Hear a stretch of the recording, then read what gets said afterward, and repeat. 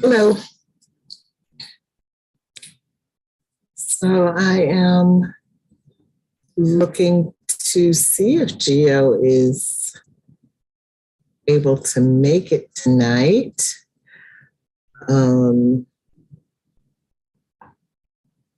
So give me a minute and I'll be right back.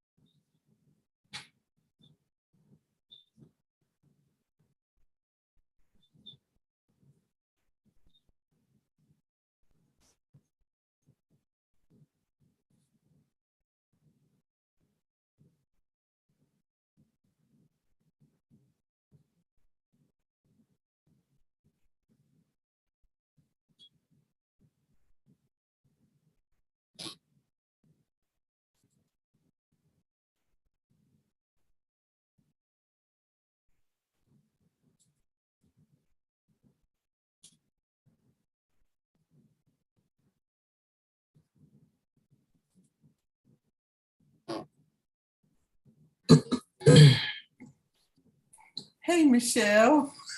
Why are you looking like that? I caught you in a moment, huh? I guess so. How you doing? I'm doing okay. Playing catch up. Oh, man. I thought I had, I just finished reading. Oh, my goodness. Well, I got sidetracked looking up some things from last week. So yeah, what were you looking up?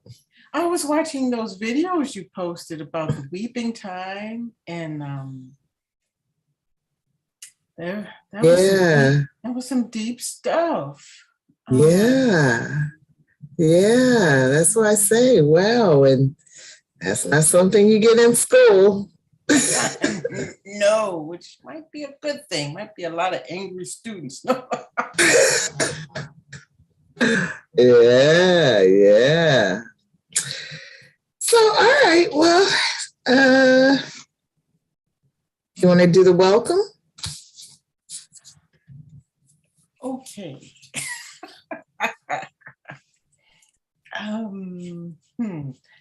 You know what? I need to have that welcome. Oh, okay. Let me. Okay. Let me open it. Okay. And I will also, when we get off of here, send it to you. Okay. I hope I can open it. Last week I couldn't open pictures when we were in the studio.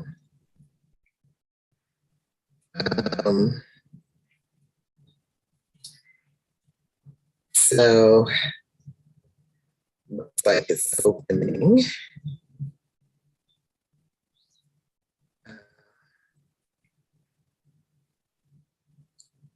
Okay. Mighty slow. Well, you're not the only one. My internet is like, I'm like, what's happening here? Yeah, and then when I opened, well, first of all, I had taken a nap. So I woke up kind of late from that. And then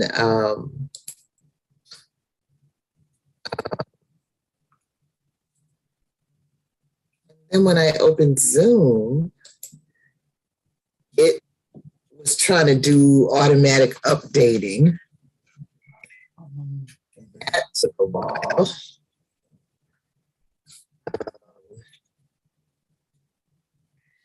So I'm not, so I'm just kind of putting myself together. Okay. Well, this is a casual meeting, so it's all right. Absolutely. Okay. Yeah. Welcome, everyone, to the Global Black Feminist Reading Circle. This is session 17. We've been running from January 11th, and we're supposed to go through August 25th. Oh, I got no. I got to change that. No, we go until May 25th. May 25th, everyone. Yes. We meet on Wednesdays. That's not right either. Right. We meet from 6 to whenever. I see how old this thing is. Okay. All right. We have an official website. It's Reading Changes Lives. That's readingchangeslives.wordpress.com, where you can find some wonderful articles on what we've been reading, written by Michelle, and very educational and enlightening links for you to explore. We're also on YouTube and Facebook as the Global Black Feminist Reading Circle. And tonight we are reading Song 9 of the Love Songs of W.E.B. Dubois by Honorée Fanonne Jeffers. And it's something else, y'all. And there, Michelle is showing the actual hard copy book. Yes. Yeah, it's something else. See, it did not win the Nobel or the Pulitzer. Right. Yeah. So we got a little bait and switch going on there. Oh well. Yeah. And I'm Michelle Odom. I'm in Brooklyn, New York. Ooh, I forgot who I was and where I am. I'm Georgette Moses. Okay, I'm Georgette Moses, and I'm in Columbia, South Carolina. Yeah. Okay. Yeah. And I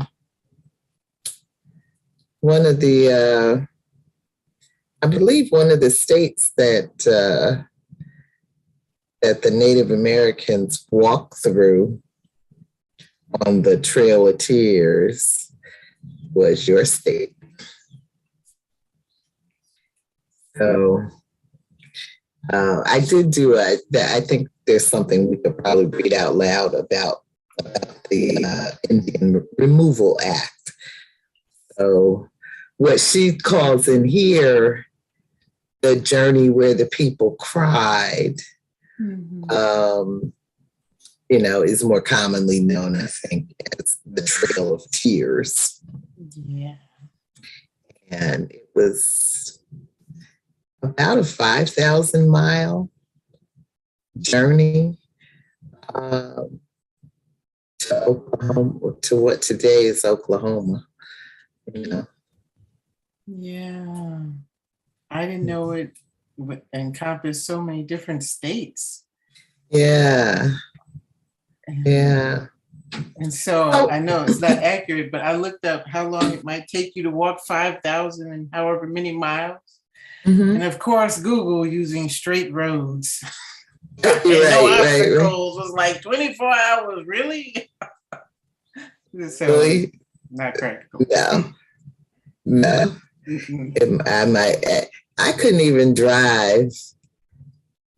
Not 5,000 miles. Well, I remember my family every summer used to drive from the East Coast to the West Coast. And my parents would do it in 3 days. And so, we'd find some place to sleep for a couple of nights on the road, but 3 full days of driving. So that's 24 hours of driving, not walking. Yeah. I'm like, wow. That's not. So anyway, I did do, let me see if I can open it. I did do a short summary. Is that it?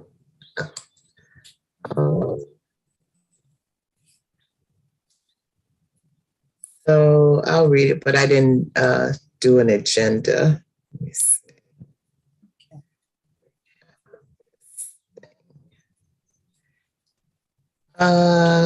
With Dubois's quote on double consciousness, chapters of Song 9 explore the lives of people in interracial marriages and the children of mixed couples. These include Micco and Mahala and their daughter, Lady, and 3 sons, the child of Samuel Pinchard and Mamie, Nick, whose young friend mother died in childbirth, Samuel and Lady's children, Gloria and Victor, Aggie and Samuel's grandchildren, the offspring of Nick and Tess, Eliza Two and Rabbit, and Scooter and Rebecca. From the Indian Removal Act of 1830 to escapes from slavery to challenges with the in-laws of mixed race couples and affirmative action in Ailey's graduate school, interracial relationships were often fraught with fears, led to divided loyalties, and forced individuals to make difficult choices of allegiance.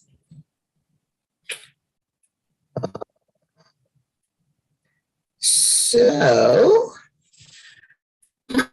let's see, I didn't do anything. I didn't do a tag loud. I didn't do any questions. But I did do some posts because I finished my reading, I don't know, one day last week. So it's probably fresher in your mind than it is in mine. But I have been posting about this chapter over the last few days. I know I did some posts on the Indian Renewal Act and Mammies and lynchings.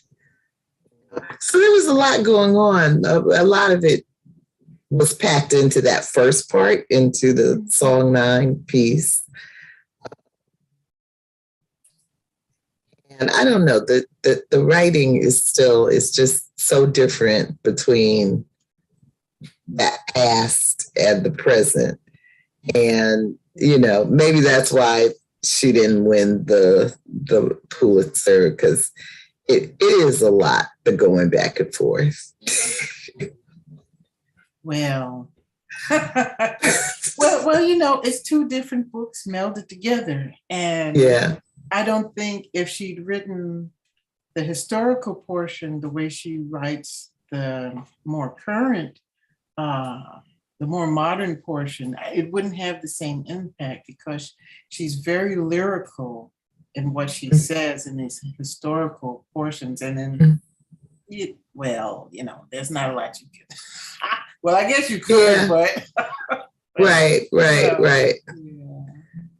Yeah. It's it's a big thing she attempted to do here. Yeah. Yeah, and a lot of people might not understand it.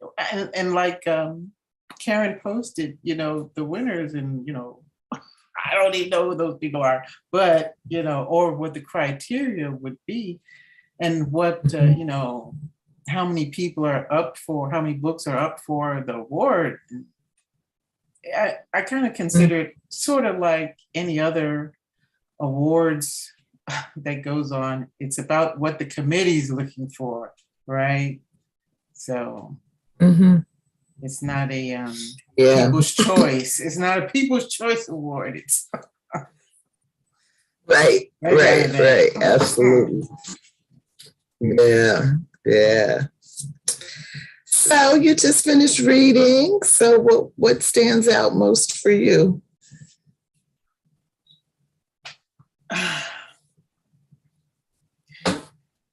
Well, the horror and sexual perversion and dysfunction carried on from generation to generation in the front, in the historical portion. Oh my goodness. Well, I'm sorry, Samuel Pinchard in particular, Pinchard is really making me sick. I'm like, I was hoping, someone's gonna kill him, but no, that didn't happen. And this Right. And then you see, his Victor, his son, is continuing on with, some sort of version of it. His perversion. Perversion. Okay, perversion. Just being in total control of another human being, right? And with no checks and balances, they just do whatever they want to. Wow. And I was so sad that Nick had to leave by himself. Right, his wife didn't want to go. The daughter, the twins didn't want. Well, one wouldn't leave without the other.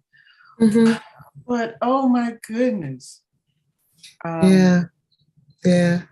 So and he wanted to go anyway, but he stayed because his mom, right? I mean, Aggie. Right. You're right. Because Aggie, his attachment to her. So I guess even though it wasn't, Honorée didn't describe his feelings about it, just that he was going. Yeah. There had to be, because he loved those girls. He loved those. It had to be something, a very difficult choice for him, but, but after knowing without it being said and explicitly what was happening to one of his daughters, he killed Samuel and then ended up being killed. Right. So just a sad no-win situation there. Right. And then I think the other things that stood out for me in the modern section is Ailey and Scooter. Oh, yeah. Okay. So, all right. It was kind of a surprise to me to find out that, he's married to a white lady whose parents don't want him to be married to her, won't even invite him home for you. And you can come home for the holiday, but don't bring that Negro with you. No, right. And then he's crying because he's been misused by his study group. Because he wants to fit in. And he's crying on Ailey's shoulder. And Ailey's mother is so cool. She said, hey, there he is. Take advantage. Okay. So that was kind of a surprise for me at the end, but I'm like, well, okay then. As long as y'all both know what it is, you do it, okay? Yeah. No, I feel like I saw that one coming. You did? Well, at least from the point that Belle saw it coming, you know, and Belle was like, you know, just do it. So, and I, you know, by now, you know, Ailey kind of laugh from my own heart. Oh my goodness. You know, but she gave him the business before he got the pleasure, that's for sure, right? Yeah, well, I you know, yeah, that was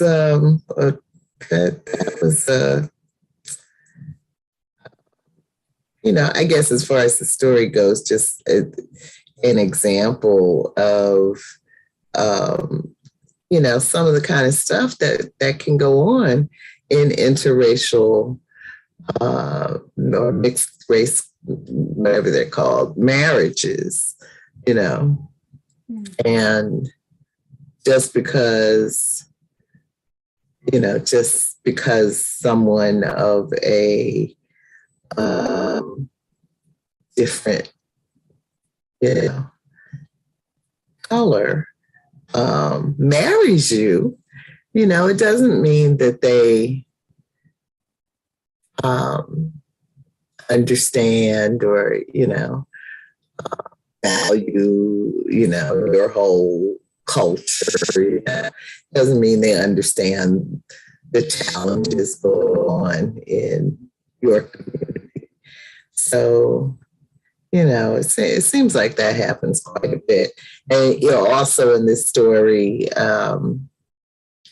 you know, look at what happens to Lady when she realizes that her father, or Mahala, when she realizes her husband has some African blood. Lady realizes that her father has some African blood. You know, they turned on that man with a quickness. Oh my goodness. Like, who you again? She walked out the door. Samuel said, you got a choice here. You either take his hand and you're a nigger and so are your children, or you can walk out that door as a white woman. And she's like, you ain't said nothing but a word, Sam. She couldn't get out that door fast enough.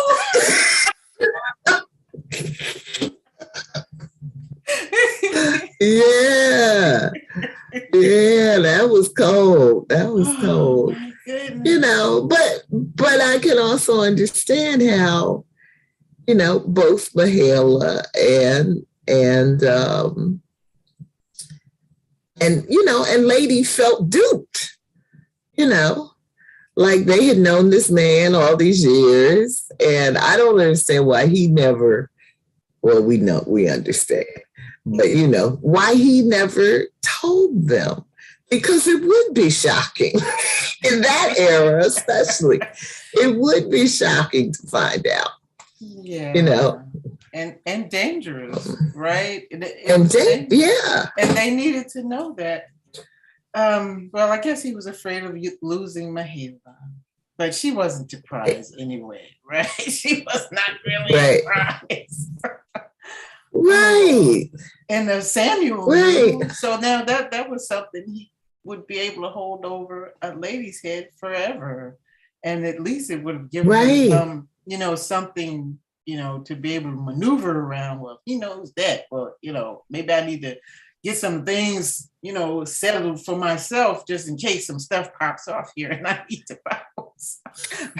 Well, yeah, but either he was saving it to use it at that strategic moment, or, it's not really, it wouldn't be in his best interest to have that secret come out.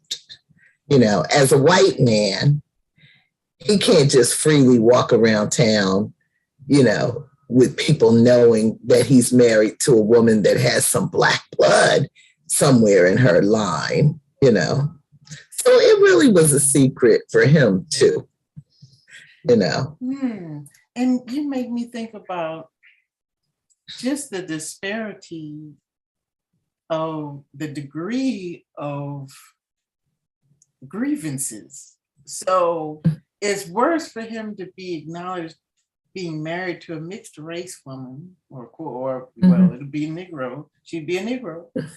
Mm-hmm. Juxtaposed to him molesting children all around the county. Yeah. That's okay, but that's just a white man doing, what white men do. Just wow. Nasty. Yeah. Yeah. It's horrible. Yes. Yeah, his behavior is, his behavior is horrible. Yeah. It was sad kind of to me to when he ended up selling off Midas. Because he was a prize. Yeah.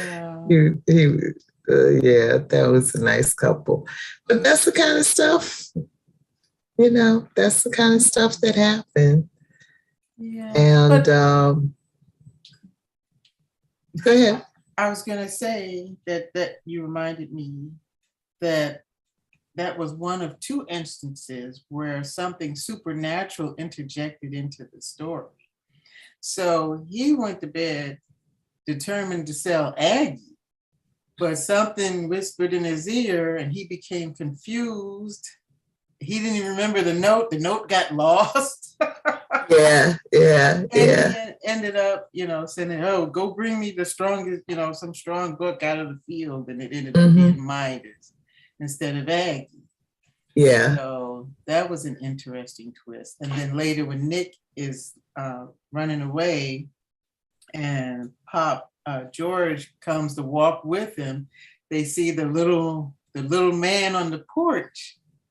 Was not what's his face? I can't remember the Samuel. Right. It's not the overseer. Overseer. And there's not a lot said, but you just kind of have to infer that that's another instance where that supernatural being comes to tell you on the right path. And then Nick goes on and see, I think I missed that. Really? Oh, you gotta reread that. Yeah, it's just so quick. Yeah. She doesn't say a lot about it, because I was trying to figure, is that the overseer? They're about to get caught, but it's not. Right. He's as short as his daughters, so that's not that guy. That's not the overseer. And he bows to Pop George. And then Pop George leaves and it goes on. So I thought that was cool. Yeah. No, I have to look at that. I gotta look at that again. Wow. Yeah. Oh, let's see. What else? Maybe. All right, I'm going to see if my computer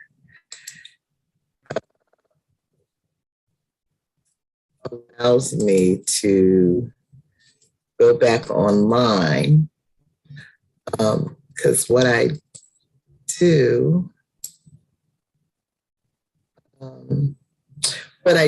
is usually I get offline, just to save whatever bandwidth is going on. But it was one of these posts that I did that I want us to look at. Okay.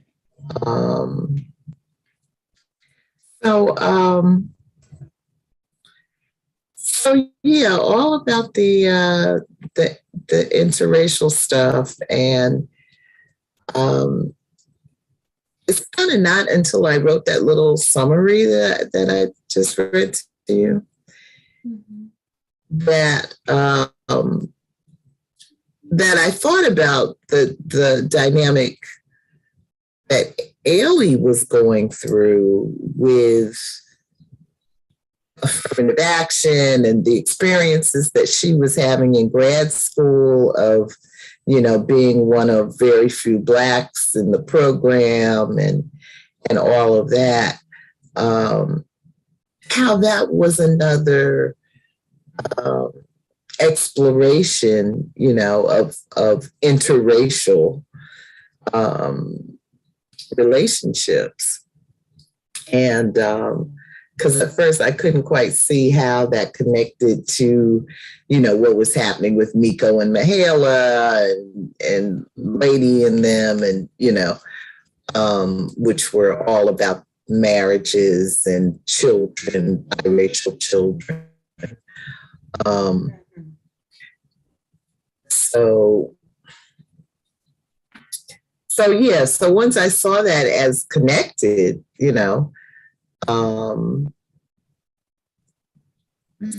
said, Honorée really kind of, she said that was pretty cool. That was,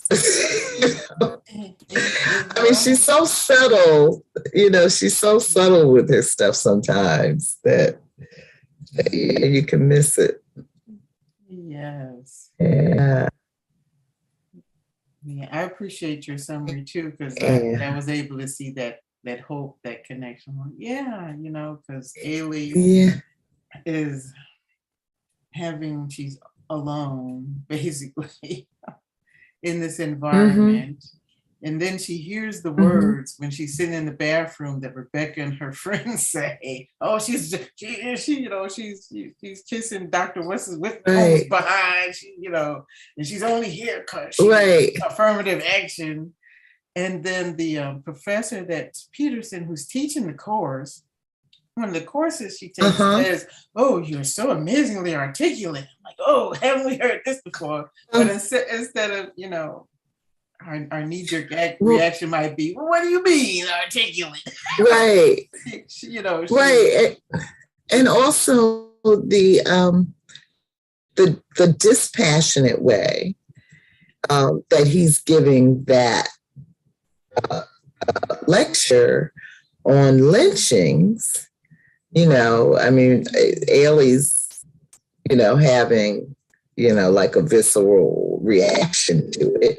And he's just like, and Negroes were ham. And the corn was shucked and blah, blah, blah. 15 bales, And then the reaction of Rebecca and her girlfriend coming, "Oh, I was so bored to tears." And he was talking about being dismembered and burned alive and all kinds of stuff. And then Dr. Wood comes and says, "Oh, I've heard this a lot of times." And he wrote Ailey notes, take a breath, it'll be okay, smile. Who can smile? And this dude is talking about this horrible stuff. And it makes me think that he was not showing any pictures. And I wonder if it had, if the reaction of the audience might have been a little different had he shown the stuff, some of the things that we've, been allowed to see because of the great research that people have done. I don't know, because when you think about those images of lynching and the party like, picnic like, circus like atmosphere that gets created around them, who would want to stand in? Why? I went to the I live in the ghetto. So, but I also live in New York City. So, you see a lot of stuff. Right. You see a lot of stuff. But I saw something today, Gio, that I have never seen. It was a Black woman, and she was buck naked, just buck naked. Okay. And she was standing in front of the door of a little clothing shop talking to the man. And there were other people around. And, some people had out their cameras. Some people were, calling the police to get assistance for her. So, I knew people were working on it. So I just went in the bodega, got my stuff, and turned around. By the time I came out, the cops were there. I heard some people saying she's mentally ill. But I'm not one to stand around and watch madness going on. No. And, so as far as lynching, I can't imagine what kind of person you are to want to leave your house, get dressed up, pack a picnic basket, get your little children all dressed up, to go and watch someone being hung to death. I don't know. When I see crazy stuff, I tend to just want to get away from it. So, obviously we're not all the same. No, some people are drawn to it, and especially in this age of, they had their phones out. They want to post that kind of stuff. Some people had their phones out. Yeah.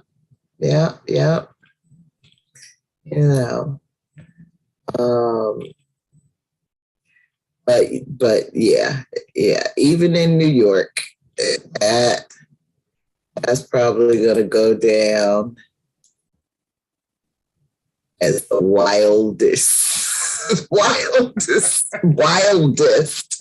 thing I have seen in New York. And there's, there's a lot to see. Yeah, because they're saying a lot. Because New York is the place where anything can happen. Absolutely. And people are like, oh, well, it's just Tuesday. Okay. Right. I got to train the kids. Okay. Yes.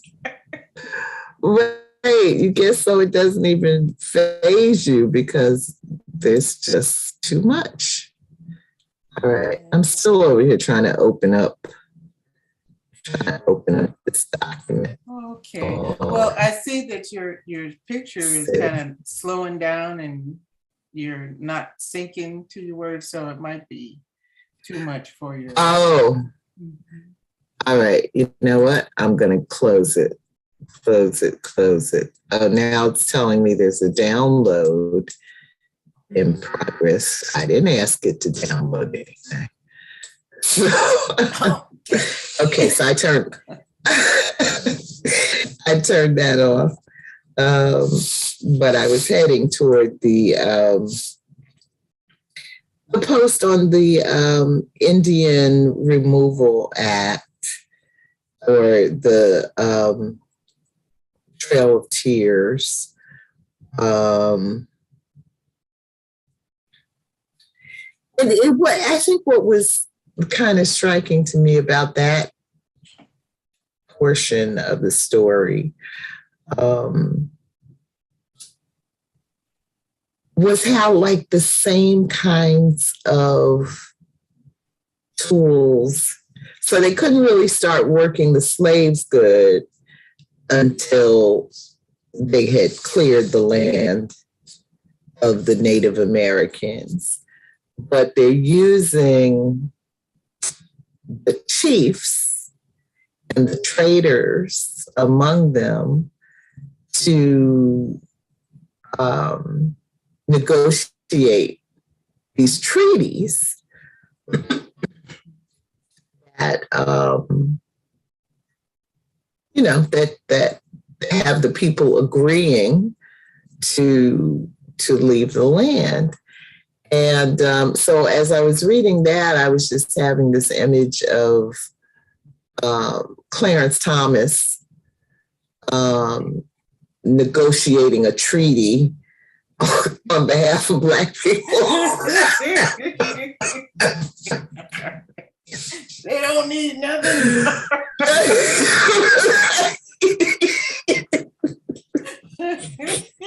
Oh my goodness. Yeah. Right. And the talent that the oppressor has for finding that person in the community to negotiate. And so at the same time that that's going on, you have the same similar process going on in Africa with the kings, kings and queens negotiating treaties to deliver slaves to the traders. Yeah. And it's just like there are like a few key tricks that keep getting used over and over again, but because they're very effective, right? They're very effective. But I just feel like if we just had a list of, you can't play that trick on me again. You can't play that trick on me again. We've seen that. Been there, done that. Not gonna do it again. Yeah. Because it's the same crap over. What we're going through, the fight for abortion rights going on right now. We've been down this road. Yes. And it's just so just so telling that freedoms like this are not put into law irrevocably, right? Yes. It's got a time limit on it. So what does that say about the people who are voting on this stuff? Right. Or, in the case of abortion, that you can take a precedent. Because it's really it's a double-edged sword, because on the one hand, there's the advantage of precedent, right? Well, this is settled law. It's not going to be easily changed. But then on the other side, it was also settled law that Black people were 3/5 of a human being. It was also settled law, separate but equal, And so you want to have the capacity to overturn things that are precedent. And it's not easy. So I don't know. I think it just, to me, goes to what we believe, what we value. And so, if you really believe that a woman does not have the natural right to control her body. I don't know, Gio. I'm just getting to the point that I maybe we do need some breakups, some secessions, some, because it's feeling like we're just dealing with different species. There's a book I wish we would read together one time. What's that? It's called Sapiens. Noah Harari, I think, is the writer. This is a bestseller a few years ago. And he does three related books, but the first one is Sapiens, and it's really giving a whole history of humanity from the earliest known days of human beings being on the earth. So, so that's maybe about 100,000 years ago. And so at one point, according to the archaeological evidence, there were at least 6 or 7 or so types of humans, types of homo this and homo that, so we're Homo sapiens. There was, I don't know, Homo erectus, it's like 6 or 7 of them who were walking the earth, it appears, at the same time. Now, somehow, Homo sapiens ended up being, for the most part, the only ones left on the planet. And there's no clear record of what happened to our cousins. So the writer believes, and I think he's probably right, we killed them off. We killed their cousins. But what's that one? Homo neanderthalis, Neanderthal. Right, the Neanderthal. But some of those genes still exist in the human gene pool. And I remember when one of my brothers showed me his 23andMe genetic profile. He had a little Neanderthalis in there. Okay, then. Is it?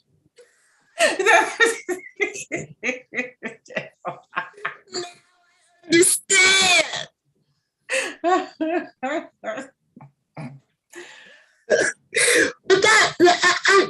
I'm just feeling like, like we're literally dealing with different species. And so, what's okay for some of us is completely not okay for the rest of us or for others of us. Again, the thing going on in Ukraine, so you just look across the aisle, lustfully, and I'm going to take that. Who can live like that? Yeah, it's just, it's like I'm watching a war movie unfold in real life. I'm like, I thought we were kind of past that, Right. The threat of mutual nuclear annihilation was supposed to keep everybody cool and calm and collected. Right. I guess not. But it's not. So I don't know. I feel like there must be a way to split up the planet. Well, some of us who can afford it are trying to go to Mars, but I don't know. They get there and the Martians like, let them go. Let them go. Let them take all their gene pool with them. They'll end up in a what is the Twilight Zone episode, To Serve Man. Yes, come. We have Martian potatoes. We can serve with you and some fava beans. Come on now. Yes. Yeah.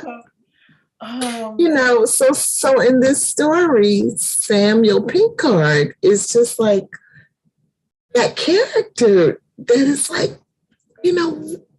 what kind of human are you?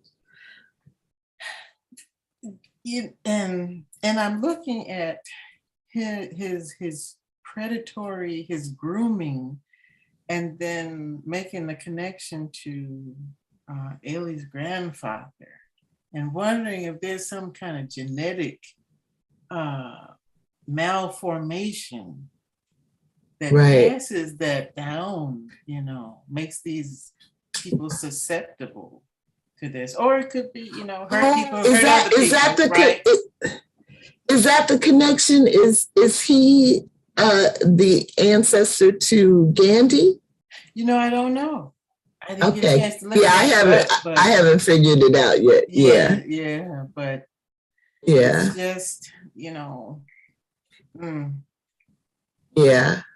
Yeah, because he had that experience as a child, being raped himself. Oh my God.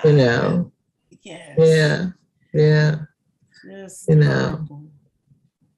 Yeah. Some horrible stuff. I wonder if Honorée had to take a shower and put on some white clothes when she finished writing this section.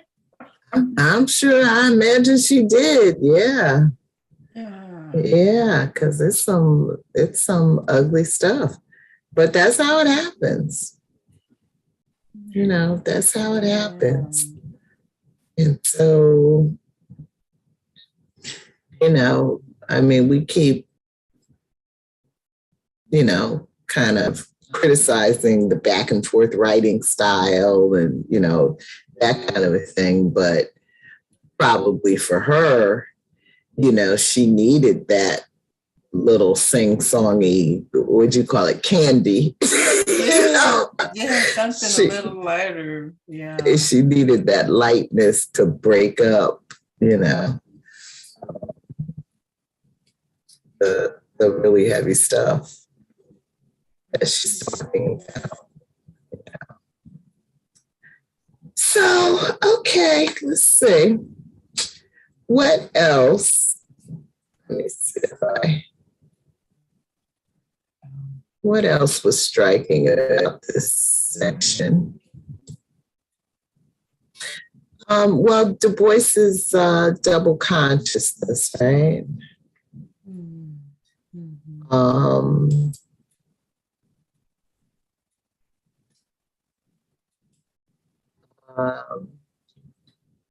Anything to say about that?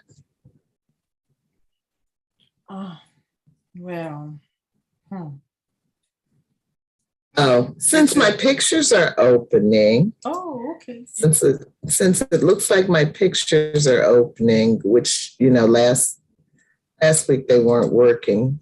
So let me see if I can find the song 9. But you can talk. Yeah, so that double consciousness that's illustrated on the plantation.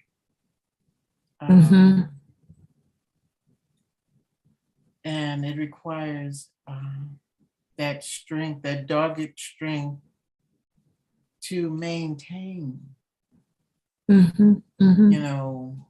those two people, who you are for the master and then who you are for the little family you're trying to have and the people you're trying to save, and try to maintain some sanity. Right. And then it's represented by Ailey and even Dr. Whitcomb. And most definitely poor Scooter. Why is his name Scooter? But his real name Quincy is not even much better.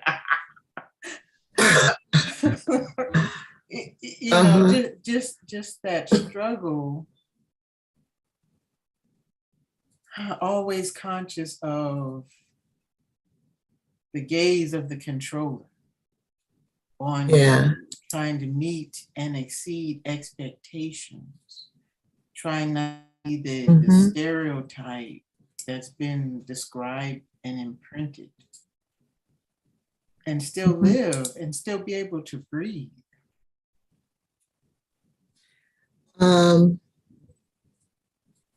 Yeah, let's see. I want you to read. I can't open the picture. I don't know what, but I do have it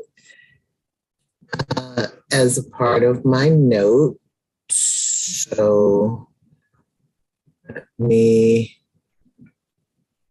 see that? Not yet. Oh, there it is. Okay, you want to read? Sure.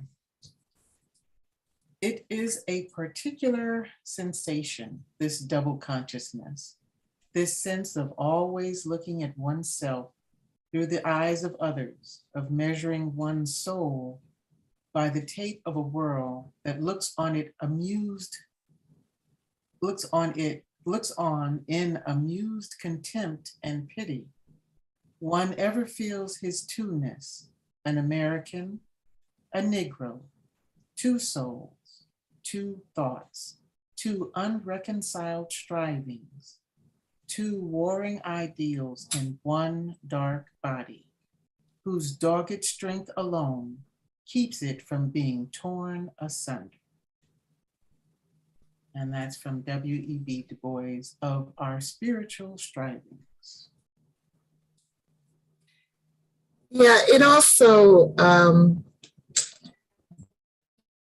is an aspect of the Mammy experience.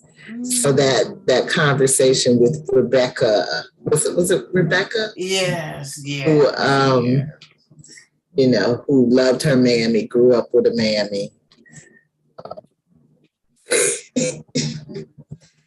Yeah, she's certain there were some good slaveholders. Oh my gosh.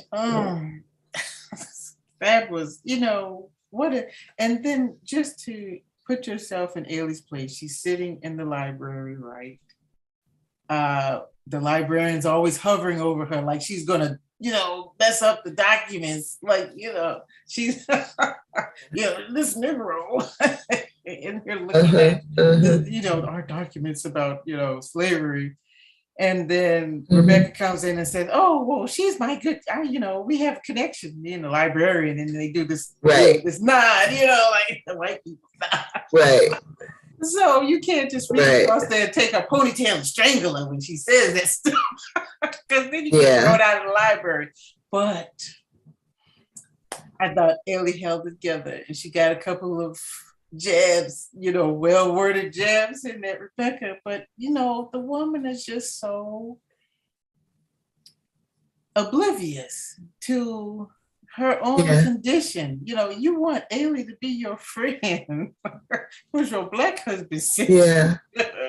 Because you're looking for another mammy figure. Meanwhile, with your girls in the bathroom, you're talking about Ailey. Oh, she's just, you know, she's a suck up and she's over here because, you know, because of affirmative action.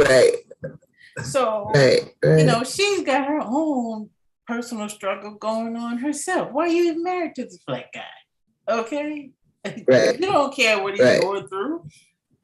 You wouldn't have gone home for the holidays either. But money. It's an example. It's an example. And I don't think I added this to the summary. Well, that little summary that I read at the beginning, I wrote very quickly, you know, because I like to include it in the invitation.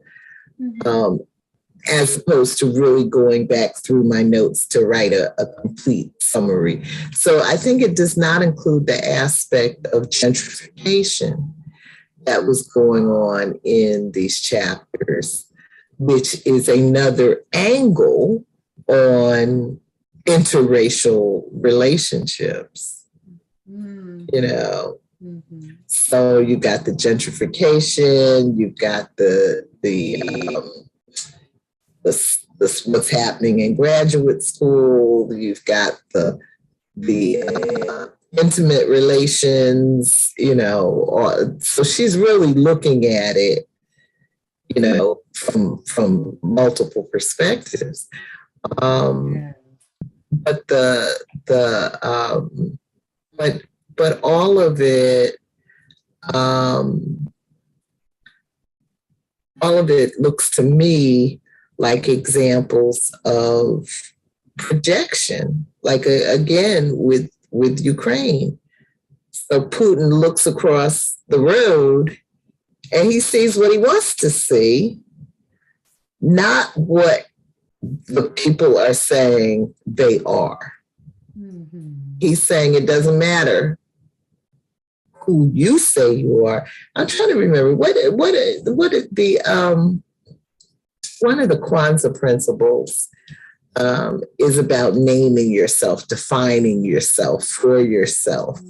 You know, because so much of what happens, of what goes wrong in interpersonal relations is one person projecting what they want to see onto the other person, you know, and totally dismissing what the other person, the way in which they want to define themselves, you know. Yeah. And so again, the Mammy character, you know, is white folks wanting to believe, you know, there's this big happy Black woman who just loves them beyond reason, you know, more than her own children, you know. Really, Rebecca? Really, Becky? Yes, yes. Oh my goodness. I don't know if you remember the scene in the restaurant, in Suge's restaurant, where she insists that she needs some salad. And, yeah. Okay. And what is Bernie? Is the lady's name Bernie? And keep calling her honey. Yes. No respect at all. And you know, right. Finally, she puts her hands on her face. Like Bernie doesn't know what's on the menu. Yes. You know. Yes. Yeah. Well, why don't you look in the back and find some plain lettuce? Why don't you go out to the field and pick some plain lettuce yourself? Yeah. But the first thing about that restaurant was when Ailey went there, and it wasn't during the day that Black people go. And the line of the white people lined up to get in, they come on the weekend, and they're looking at her like, what's this nigga doing in here? You know, this is our time. I'm like, wow. Yeah, that kind of stuff really happened. It probably still happens. I was about to say, that happens. Right? That happens. Yeah. Like, wow. Yeah. If you're coming to the Black establishment, you're going to see some Black people. Get over it. Okay. They're not just going to be behind the counter or sweeping up. Right. I'm like, wow, so hard. I don't even know what I would have done, you know, in that situation. So isolated, you know, the isolation that she had to feel, you know, the only the Black person in her class. I'm just glad I didn't have that. Yeah, it's hard. I know, you know, wow. You have to be really strong and with self-confidence to stand up against that and not just go off, right? And end up in prison, because that's a lot of those situations. What were the racial dynamics like for you in the Air Force? They were wonderful. I came in, there was still a lot of people of color who come in during the Vietnam War, and they were still there because it was good. The conditions were good, the benefits were good, and they were staying in until they retired. So my basic training was integrated, but everybody was cool. You had the TIs at basic training were all races. You had male and female because we had a female flight, all female flight. So you had to have a female, one of the TIs had to be female. What's TI? A technical instructor. So it's a person who tells you how to march and how to fold your underwear in 6 inches and stuff. Mm-hmm. He gets you ready and yells at you when you do bad stuff. But my first duty station, after I heard other people's experience about their first duty station, I felt so blessed because the shop I went to, we had the shop chief was Black. He was a Black chief master sergeant. My trainer was Black. It was the Blackest place Wow. As my career progressed and I went to other places, it was the Blackest shop I'd ever seen. And I'm like, okay, this is great. But we had people, we had Latinas, we had Pacific Asians, we had white dudes from the hills of Tennessee and North Carolina, but we all got along because I think it was still some, I don't know. The atmosphere didn't allow for people's prejudices to rise to the front because you could only succeed if everybody worked together because you have to depend on each other to get the job done. And you don't want to go to work and, you hate people and stuff. Although later on, I unfortunately would be stationed in places in shops where folks were just like, their prejudices were very prevalent, but it was because the shop chief allowed that to happen. The shop chief had that kind of mentality and allowed that environment, then other people's prejudices were allowed to arise. And as I matured in the service and gained rank, I was able to see that, that's very important who the leadership is. Because if your leadership is messed up, then the rest of it is going to be messed up. And then also the work suffers, So, but yeah. And then definitely out in the civilian sector, oh boy, it's the wild, wild west. Okay. I'm like, wow, and even if you're working, I worked in predominantly, ethnically diverse offices, and they had their issues too. So, I came to just believe it's people, right? Yeah. It's people because they will find ways to segregate themselves. Even if you all look alike, they will find something because they're insecure in some way and need to be above somebody else, need to have control. If that's what you're about, you're going to find a way, to be that kind of person. If you're allowed to. If somebody doesn't like, look, that's not going on in this office. So you either, get your stuff together or you get your stuff together and get out, kind of thing. Right.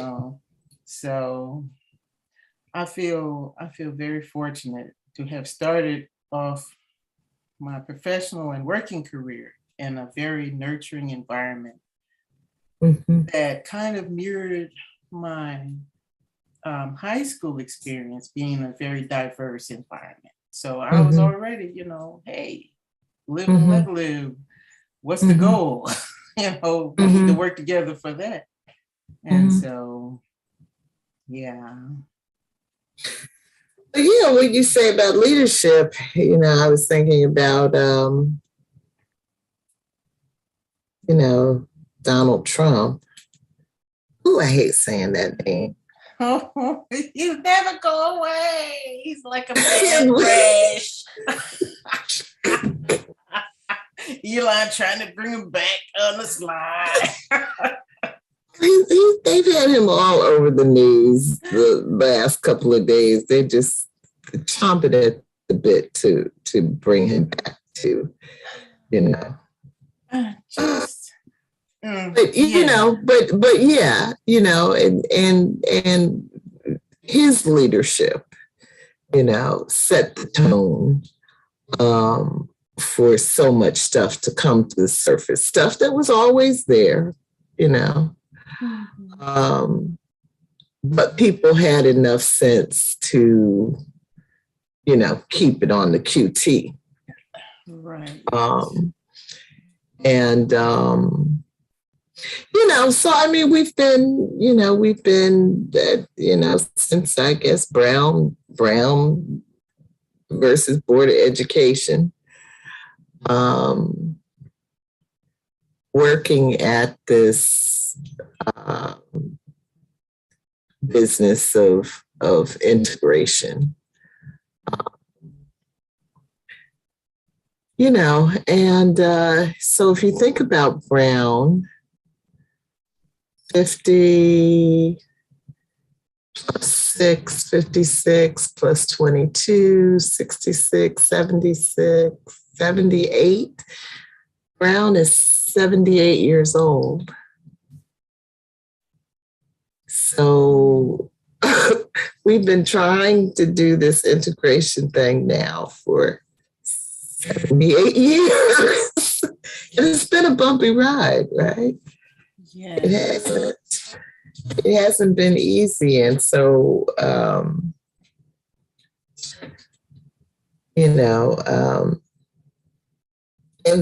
what year did you enter the service? 1982. The 80s. Yeah, I was saying to one of my girlfriends recently that, you know, from this vantage, I feel, you know, kind of lucky to have been born in the generation that I was born in, because, you know, Jim Crow was, you know, coming to a close. And, you know, and the stuff that, you know, once they overturn Roe and abortion rights, you know, and you know, just continue on the path of taking away the rights that we thought were settled, the right to interracial marriage, you know, gay rights, voting rights, all of it. You know, once they remove all of that, then the world that our grandchildren are coming into will be pretty ugly. You know, that's how I was looking from here. So I was saying to my girlfriend, you know, I think we lucked out. Michelle, if all of that happens, we're going to need an alien invasion, okay? We're going to need something spectacular to reverse. Incredible. That's a horror movie. That's a horror show. That's a Key and Peele, I don't know, the Sunken Place kind of get out. But it is, yes, but it is happening before our very eyes. Yeah, and does it make you feel powerless? And I know I listen to our great minds and speakers, and I'm like, what does it all mean? You know, what power do you actually have if these gains can be taken away? Yeah.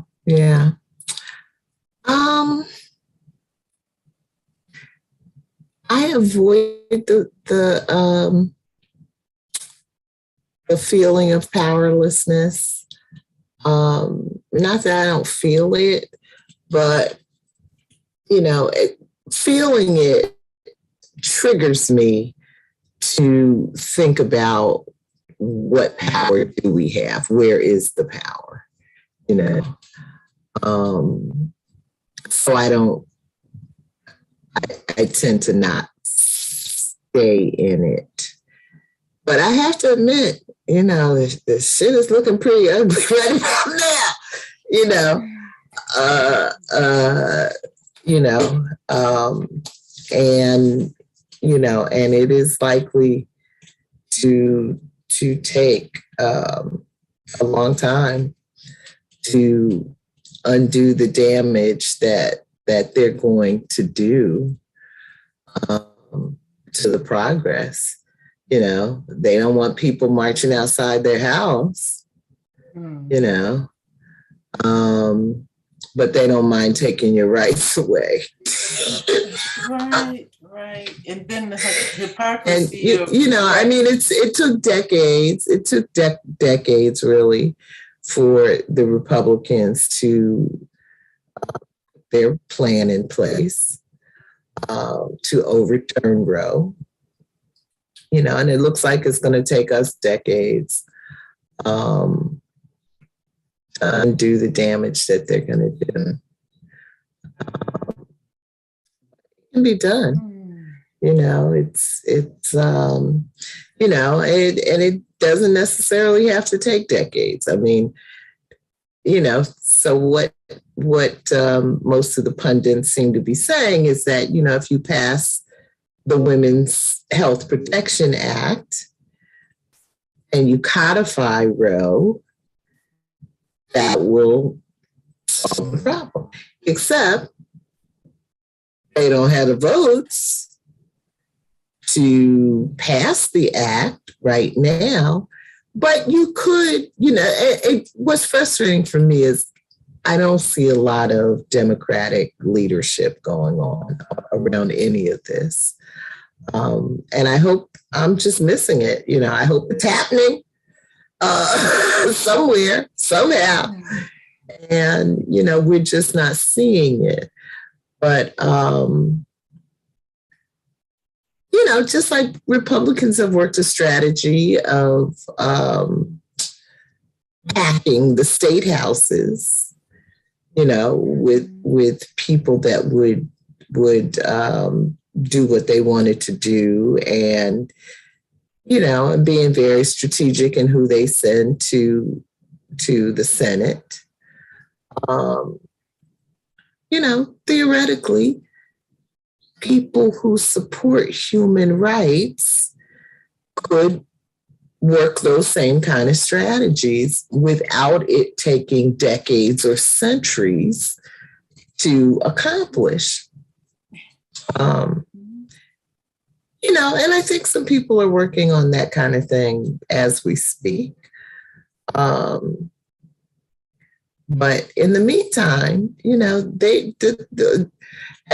you know, I mean, I feel bad for the Ukrainians, but I just think that we should all be looking at that situation as a real model, really, of what we're up against.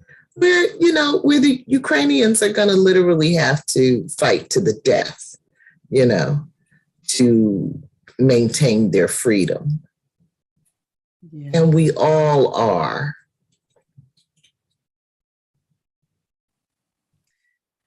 Because our freedom is exactly what's on the line.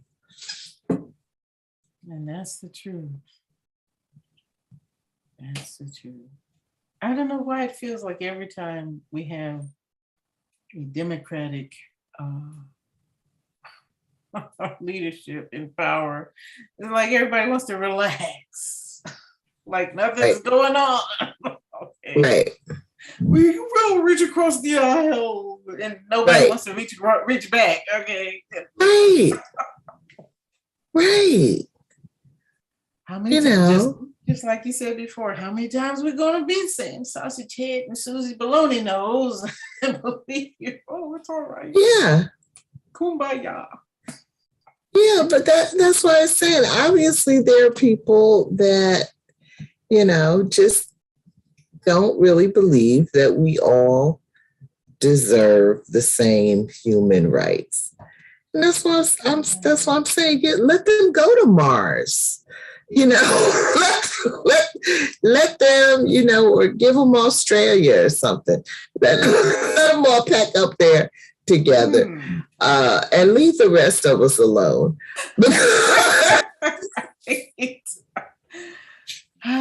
Yeah. Because it just doesn't make any sense that it's this hard for human beings to respect each other's rights. And that is the basis of it, right? Respect, right? I respect your right to do what you want with your stuff over there if you respect my right to do what I'm doing over here with my stuff. Okay? Right. That's it. Not complicated, Yeah. So anyway, that's what we have in Samuel Pinchard, is just, an individual that has no respect for anyone's rights. And, I hope we see a conclusion to his story before the book ends, where he has to suffer some kind of penalty for all that he has done. And the sad thing is, he probably won't. Crush. I'm still hoping for a supernatural. But I sure would like to see it. Yes.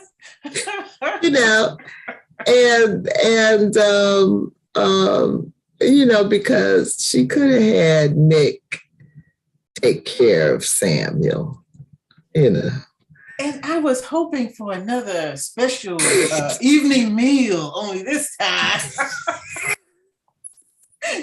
Nothing to kill him, but just he's paralyzed. He can't move, Yeah. Right, because if you kill him, now they're looking at the cook, and y'all did, and then the cook has to die. So you just paralyze him, right? And then that way, the lady's fine. She can run a plantation.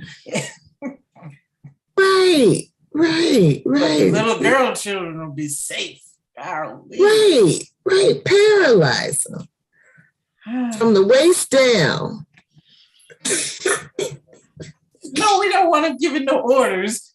He might think of something more perverted to do. I forgot I was dealing with the night women.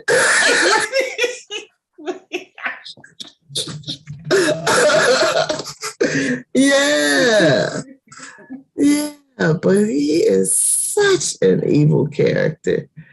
But yeah, he represents, that I can just move through the world doing what I want to whomever I want, however I want, whenever I want. And what you gonna do about it? Yeah. And, there's a line in here where he justifies it by saying, because I'm a white man and I'm close to God. I'm like, what kind of God is that? It's the God of pedophilia? Which God is that? You never know. Right. You never know. I mean, you look at what's going on with these evangelicals today. It's hard to figure out, what God they're praying to and what their God expects of them and wants them to do. We ain't all praying to the same God. That's a fact. That's for sure. So, yeah, Gia, but we lucked out, being born when we were. Yeah, this chapter made me very thankful. Yeah. We've had, some good experiences with white folks. Not all good, but enough to know, they're not all the same any more than we are all the same. you know. But the ones that are the Samuel Pinchards of the world, we're going to have to deal with them. We're going to have to do something about them. They, you know, they really, they're too much. And that's why I said, you know, I started out in the beginning saying they keep using the same tools and tricks. And so, you know, part of the thing going on in these chapters was Tecumseh, Chief Tecumseh, saying it right, who came down from the north to Georgia to try to negotiate, to try to broker a peace among the Native Americans. Can you hear me? Something's going on with my speaker. Yeah, you're still just a little delayed. Uh-oh. I can. Hold on.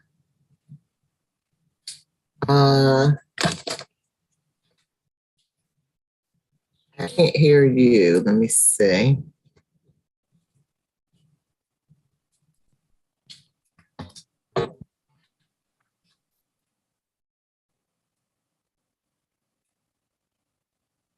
Can you hear me? Yes. Mm-hmm. Okay, it's back. So I don't know. I was saying, you know, a part of what was going on with Chief Tecumseh that came down from the north to try to negotiate a peace in the Red Sticks War, the war that the Native Americans were having with each other. You know, and he was trying to say to them, you know, so both sides had fallen in with white folks. You had the British and the American, the British and the Spaniards, you know, fortifying one side, and you had the Americans fortifying the other side, just like they're doing with Ukraine right now, right? Yeah. And so Chief Tecumseh came down to say, you know, y'all need to stop fighting each other. You need to let go of these European ways, you know, that you've been adopting over here. Get back to your cultural roots, you know, and unite against the people that are trying to take the land from all of us. Yes. But they didn't listen to Tecumseh. And there you go. So I'm just saying, I just feel like we've seen this movie. We've seen it, you know, and how long do humans have to keep, you know, and I know we have to keep doing the same thing until we learn the lesson, you know. But damn, you know, damn. Yeah. Yeah. Just, and I know we're looking at, you know, their situation with hindsight and with information from both sides. But right. Why would you believe these people? You have the resources they want.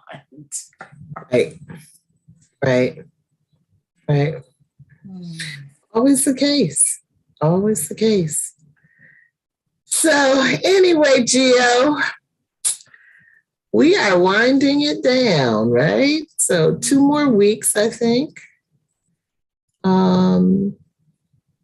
That sounds right. We have 2 songs left. Yeah.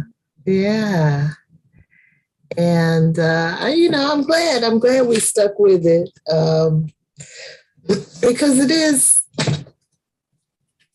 you know, it is, there are a number of things that, you know, so for example, in this chapter, the aspect where Samuel is drugging his granddaughter with the poppy seed oil or whatever the hell. Yeah. You know, I had never really thought about that, you know, of drugs being used during slavery as another way of taking advantage of people and children. Yeah. Well, and you're right, because the little friends that stay in the little house, they are separated from everyone, and they are the sacrifice, right? Mm-hmm. Nobody, okay, he's messing with them, he's not messing with our children. We're just going to, I think in here, Honorée says Aggie has a calculated indifference. I thought that was a beautiful phrase, because you have to make a choice to be indifferent to the suffering of somebody, right? That you balance it, play it against, you know, what can you do?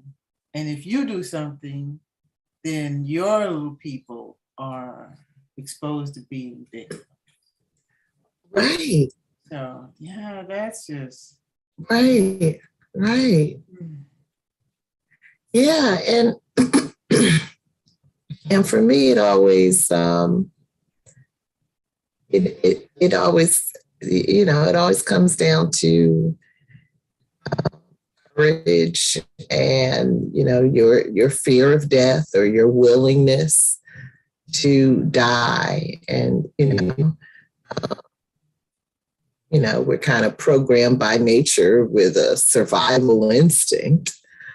But if survival is the only value that you have, then, you know, then people like Samuel will always be in a position to intimidate you into doing things or to not standing up, you know, not protecting yourself, you know. So, yeah, so anybody on that plantation, it was everywhere. It's not just Aggie. Everybody on that plantation knew, including Lady. Yes. Everybody knew what was going on. And when Vernie told Aggie, you know, it's, you know, who asked for your granddaughters to come into the big house instead of going to the field? It was Lady. Like, Lady didn't know, okay? Right. What was going to happen? She knew. Right. She knew. She knew it all. So, you know, but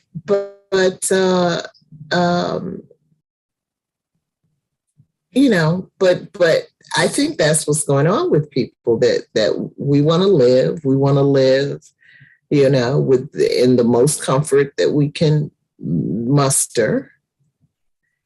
And, you know, if that means we have to turn a blind eye to atrocity, you know, that's what we do. I was thinking about, you know, how when I was telling the story earlier about all the stuff you see in New York, you know, because you start to like tune it out because there's just so much madness around. But it's like that, right? With atrocity in the world, there's just so much. Yes. You can throw a dart, I guess, at a map.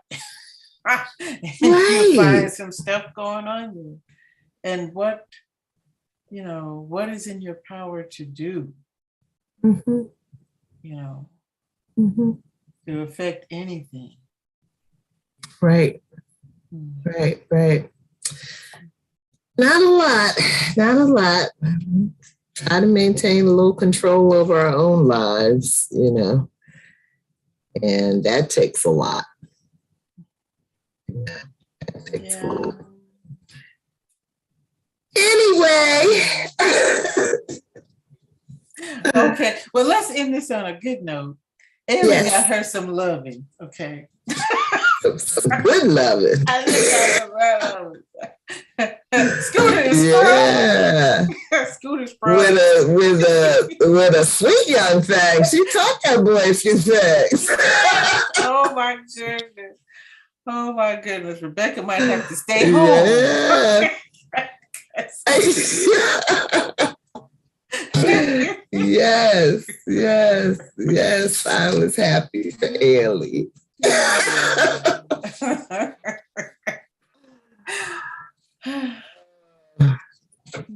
Okay. Well, you have a good week, my friend. Thank you, Michelle. You too. And I will see you next week reading our story together. It's a date. All right. Take care now. Bye-bye.